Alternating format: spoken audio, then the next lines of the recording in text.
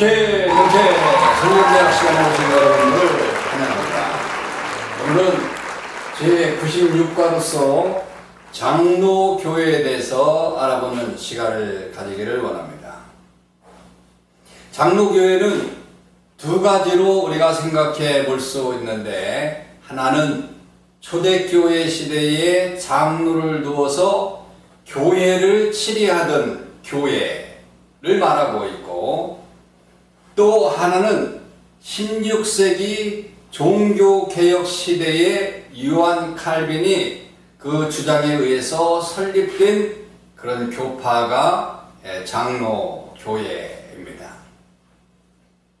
그러나 오늘날 장로교회는 새롭게 설립된 교파라고 그렇게 말할 수 있습니다. 그래서 먼저는 장로교회의 역사적 기원을 한번 살펴보도록 하겠습니다.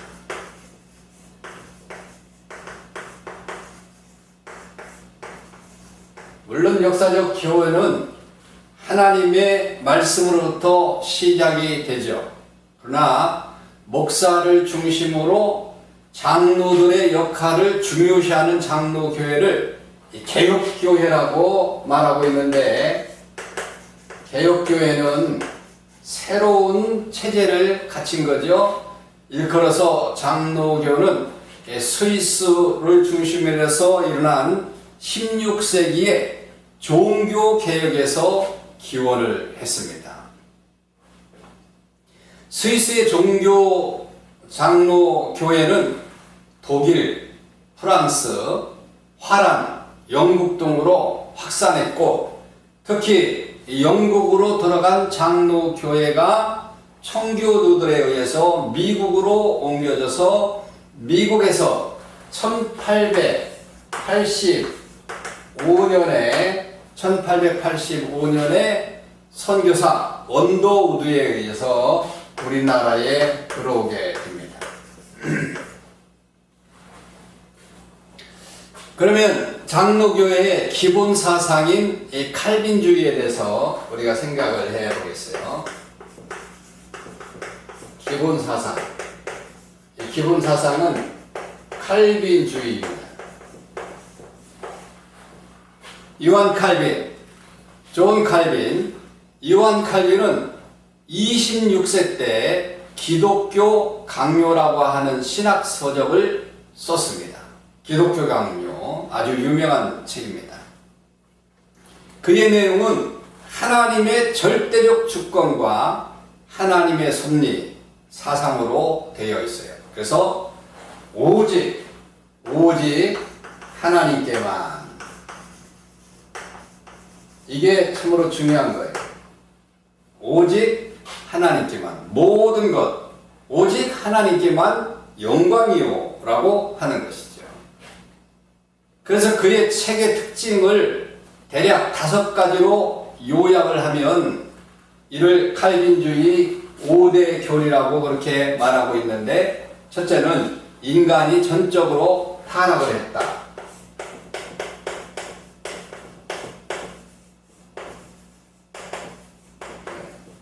전적 타락을 이야기하는 겁니다. 인간은 죄의 유전으로 태어난 그런 인간이기 때문에 인간의 힘으로는 구원의 능력이 없다. 완전 타락이지요. 아무것도 할 수 없는, 구원에 관해서는 아무것도 할 수 없는 그런 전적인 타락을 이룬 그런 인간이다 라고 하는 거지요. 그리고 두 번째 사상은 뭐냐면 무조건적 선택입니다. 무조건적 선택.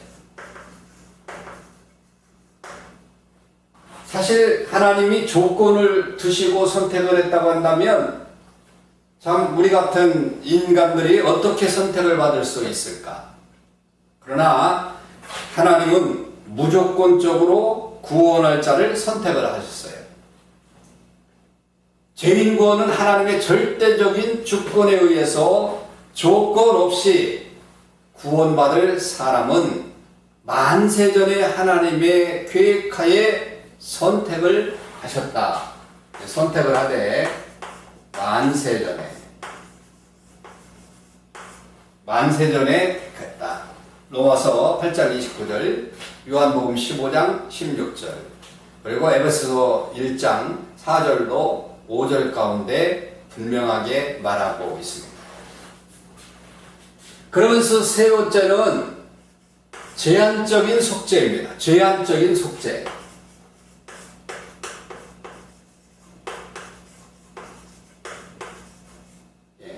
말 그대로 속죄는 제한이 되어 있어요. 그러니까 예수님의 십자가의 공로의 적용은 무제한이 아니라는 거죠. 구원받을 사람들에게만 제한되어 있다라고 하는 것입니다. 이걸 좀 아이러니한 것은 뭐냐면 만민 구원을 이야기하거든요. 그런데 이 속죄, 만민 구원을 이야기하는데 이 속에서 제한적인 속죄가 이루어질 수 있느냐? 우리가 이런 것들을 생각할 때 고민을 많이 할 것입니다. 그러나 분명한 것은 복음의 대상은 만민 구원입니다. 그런데 그 속에서도 구원받을 하나님이 만세전에 선택한 그런 사람들에게 속죄의 은혜를 내려주신다고 하는 제한적인 속죄를 이야기하는 것이죠. 그리고 네 번째는 불가항력적인 은혜입니다.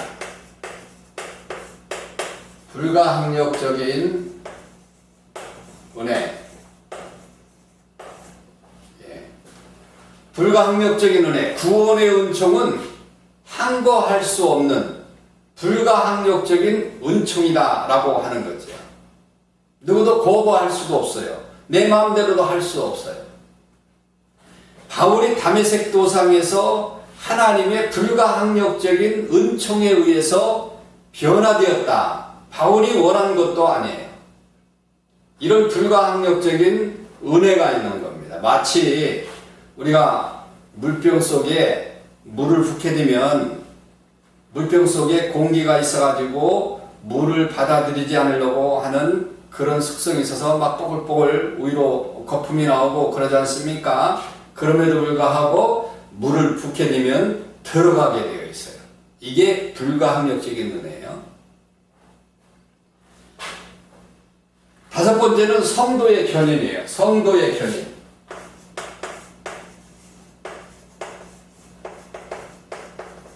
성도의 견인이라고 하는 것은 구원의 사람은 성령의 끊임없는 그런 도움으로 끝까지 참고 견디면서 절대 멸망치 않고 구원을 받을 수 있도록 한다라고 하는 그런 것이죠.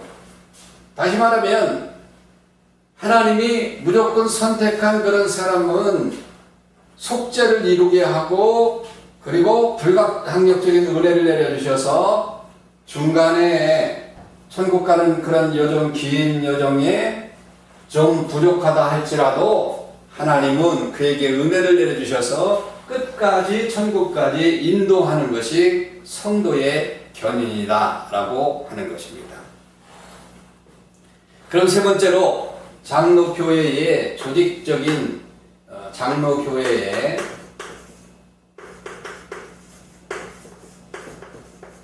조직 체계를 우리가 한번 생각해 보도록 하겠습니다.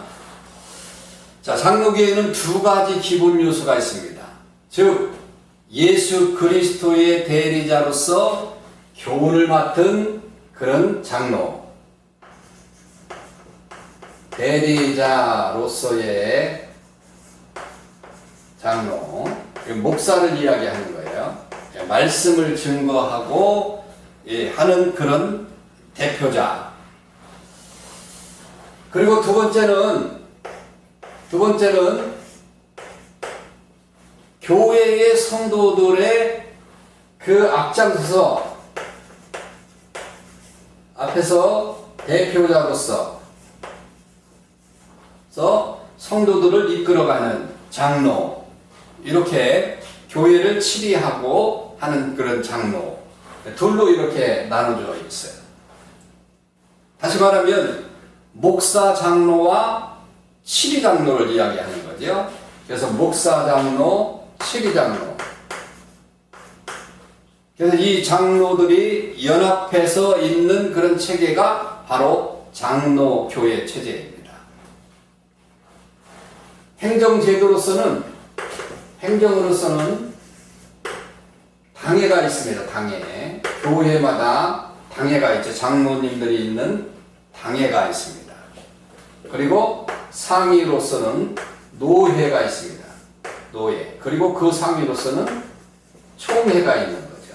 이런 체계를 가지고 있는 것이 장로교회 체제입니다. 그래서 당회는 교회 내의 목사와 장로로 구성되어 있고, 노회는 일정한 지역 안에서 모든 목사와 장로로 구성되어 있고, 그리고 총회는 장로교회의 그 최고기관으로서 교리와 교회의 지도에 관한 방침을 세우고 헌법을 제정하고 혹은 개정하는 그런 일들을 처리하는데, 노회에서 대표자인 목사와 장로로 구성되어 있는 것이 바로 총회입니다. 그럼 장로교회의 신조를 우리가 한번 생각해 보게 되면,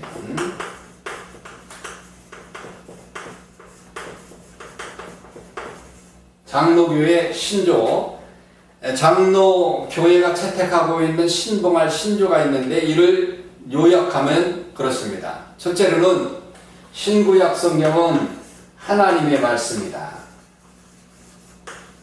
신구약 성경은 하나님의 말씀이다. 그리고 정확무한 법칙이다. 두 번째로 유일하신 하나님만 대상이 된다는 거죠. 하나님만 대상이 되시는 거예요. 예배의 대상도 되고 모든 경배의 대상이고, 하나님의 본체의 성부, 성자, 성령 하나님이 계신데, 하나님이요 권능과 영광은 동등하신 분이다 라고 하는 것을 이제 신조로 받아들이고 있습니다. 그리고 세 번째는 하나님이 말씀으로 천지를 창조하셨으나 결코 죄를 내는 분은 아니다. 그래서 사람을 남녀로 지으시되 자기의 형상대로 지으셨다. 자기의 형상대로. 그리고 죄를 만드신 분은 아니다.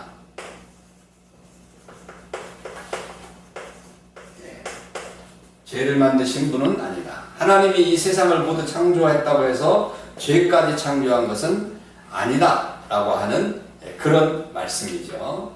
그리고 네 번째는 우리 시주의 범죄로 온 인류가 죄인이 되었다. 온 인류가 죄인 되었는데 누구 때문에요? 시조, 아담 때문에, 아담과 하와 때문에 그랬다. 그래서 하나님의 진노를 받아 형벌을 받아 마땅한데, 하나님은 무한하신 사랑으로 독생자 예수 그리스도를 구세주로 보내주셔서 구원하시기로 했다.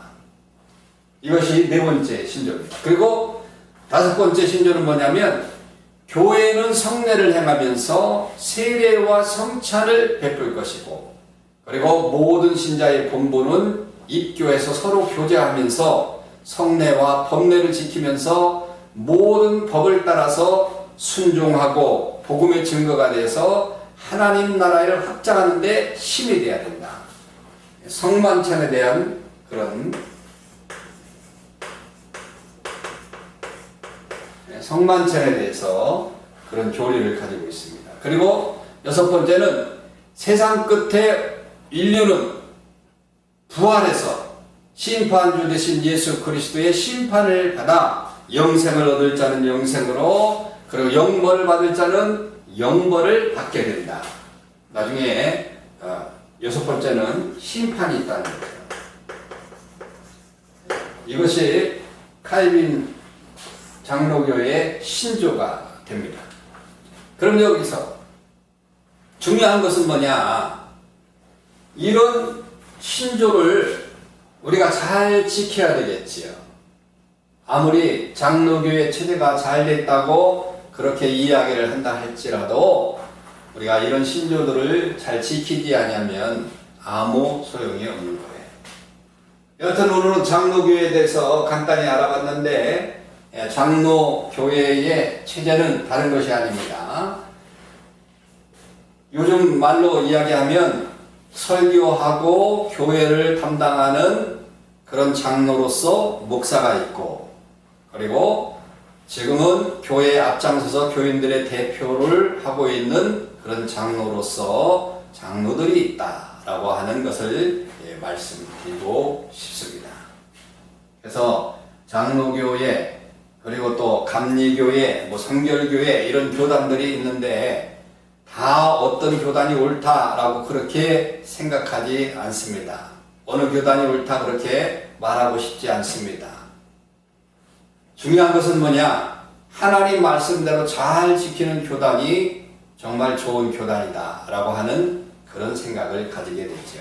그래서 우리도 하나님 말씀 따라서 교회를 잘 섬기는 저와 여러분들 되시길 축원합니다. 샬롬. 다음에 뵙도록 하겠습니다.